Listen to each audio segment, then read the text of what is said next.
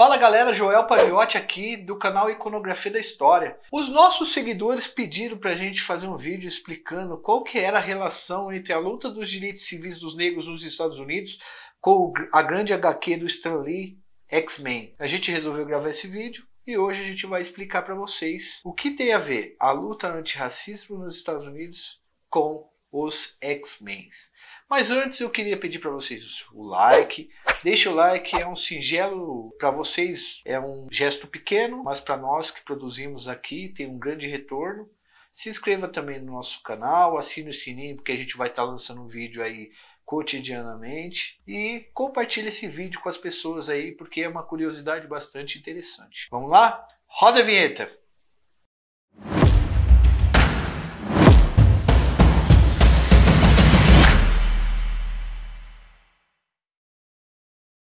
Bom, no outro vídeo nosso que nós fizemos e lançamos esses dias, que nós estávamos contando a história dos Panteras Negras e como esse grupo se desenvolveu nos Estados Unidos durante a luta pelos direitos civis dos negros, surgiram alguns comentários falando assim, pô, por que vocês não falam do X-Men e da luta dos direitos civis? O que tem a ver uma coisa com a outra? Bom, a gente achou esse tema interessante, achou esse tema curioso e trouxemos para vocês conforme pedido. Então, antes da gente fazer essa relação, vamos explicar algumas coisas e aí a gente passa para isso daí.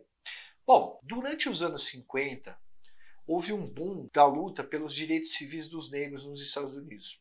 A gente sabe que os Estados Unidos é um país extremamente racista e que vários estados norte-americanos tinham leis que segregavam negros e brancos. Então, em muitos estados, como por exemplo Alabama, que a gente vai falar um pouco mais para frente, os negros não podiam frequentar as mesmas escolas que os brancos, os negros não usavam os mesmos banheiros que os brancos, não iam no mesmo cinema, não iam no mesmo shopping e não podiam nem se casar, não tinha casamento interracial em vários estados do sul dos Estados Unidos. Fora que a polícia prendia mais negros, a polícia matava mais negros, e todo esse racismo ele foi sendo institucionalizado principalmente nos estados do sul. Em 1955, no dia 1º de dezembro de 1955, uma costureira chamada Rosa Parks se senta no ônibus e ela vai estar no trajeto para ir para casa, ela se senta no ônibus. E naquela época, a gente está falando do estado do Alabama, na cidade de Montgomery, os negros e os brancos eles tinham alguns lugares reservados para sentar nos ônibus. Os negros só podiam sentar no fundo dos ônibus, enquanto os brancos sentavam na frente e se quisessem sentar no fundo, o negro teria que levantar daquele espaço para o cara sentar. E o motorista definia qual era o lugar de quem ali dentro dessas regras, dessas regrinhas de separação. Bom, a Rosa Parks ela já era uma militante dos direitos civis dos negros, ela fazia parte da NAACP, que é a Associação Nacional para o Progresso das Pessoas de Cor, que lutava contra o racismo nos Estados Unidos. E um belo dia, a Rosa Parks está voltando para casa, ela muito cansada porque tinha varizes na perna, ela senta num lugar na frente do ônibus, onde não eram para os negros sentarem, e o senhor branco entra e pede para ela se retirar. Ela se recusa a se retirar desse banco, lá na cidade de Montgomery, e o motorista vai e fala para ela sair. Ela diz que não vai sair e a polícia vai e tira ela do lugar, leva ela para a delegacia e prende ela. Nesse momento que ela vai para a delegacia, chega um homem lá chamado Martin Luther King. Ele leva mais de 500 homens e mulheres negras e brancos para frente da delegacia para protestar.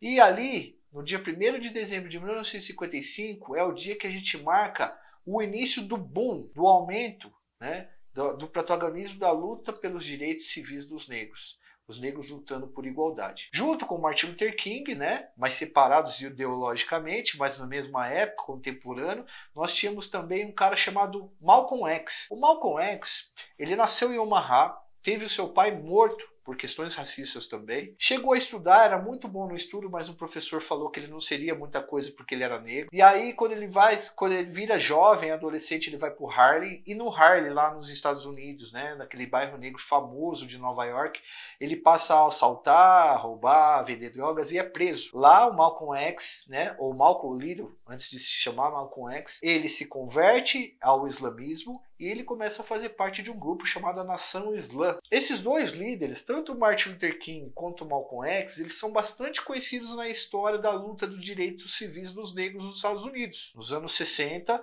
esses dois nomes foram os líderes que mais arrastaram multidões e mais encamparam lutas aí. Porém, existe uma diferença ideológica entre o Martin Luther King e o Malcolm X. O Martin Luther King, ele tinha uma luta mais pacifista, não que incomodasse menos, mas mais pacifista. Ele acreditava que o racismo era ensinado para as pessoas e que os negros e brancos poderiam viver juntos, conviver juntos como uma raça só, sendo eles raças iguais, nenhuma diferença ou desigualdade. Já o Malcolm X e a nação islã acreditava que o negro era uma raça superior e que assim, os negros e brancos deveriam viver separados mesmo. Porque os africanos que vieram, os descendentes de africanos que vieram da África e tal, inclusive o nome dele ele colocou Malcolm X, Malcolm X, porque simplesmente o sobrenome dele era uma incógnita, porque ele foi tirado, os ancestrais deles foram tirados da África. E ele era a favor do panafricanismo, a união de todos os negros, fazendo uma nação negra, islâmica, grande, forte e superior aos brancos. E o Malcolm X era um cara que não era a favor do pacifismo, da união. No final da vida ele vai mudar de história. Ele é a favor de uma diferença entre os negros e os brancos.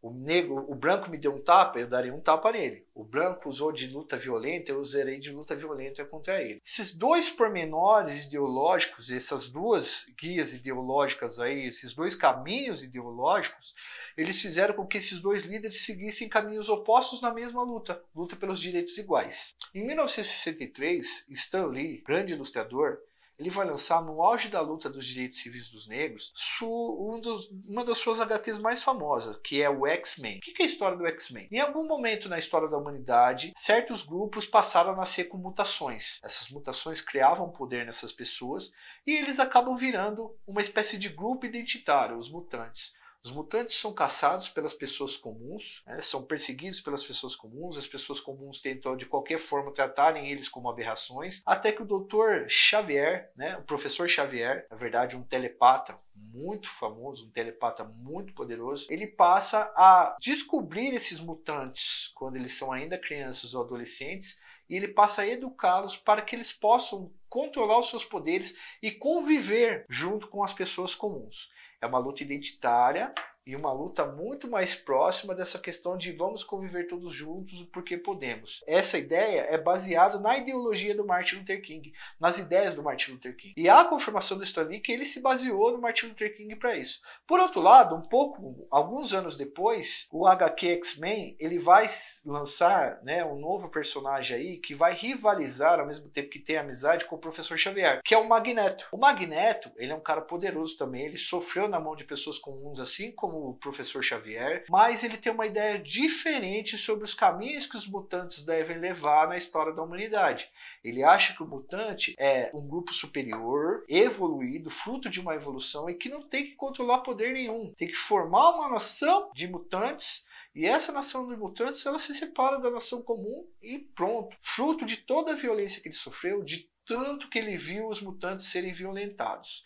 E aí, esses dois personagens, eles seguem caminhos diferentes em prol da mesma luta. Os direitos garantidos aos mutantes e a consideração de que os mutantes não são uma aberração. Na verdade, eles são uma evolução da sociedade, ou eles são iguais às pessoas comuns. É por isso que esses dois líderes no X-Men, no HQ, eles são muito próximos dos dois líderes dos movimentos dos direitos civis dos negros, tanto Martin Luther King quanto Malcolm X. Essa influência, ela foi confirmada pelo Stan Lee e agora vocês estão sabendo aí a partir desse vídeo curioso que nós fizemos para vocês, tá? Bom, gente, deixa o like de vocês aqui, foi um vídeo mais curtinho. Diga se vocês curtiram, comentem aí, deixem algumas curiosidades que a gente deixou de abordar, aprofundem o tema, compartilhe esse vídeo, deixe seu like. E qualquer coisa, tamo aí. Eu sou Joel Paviotti, aqui Iconografia da História. Falou!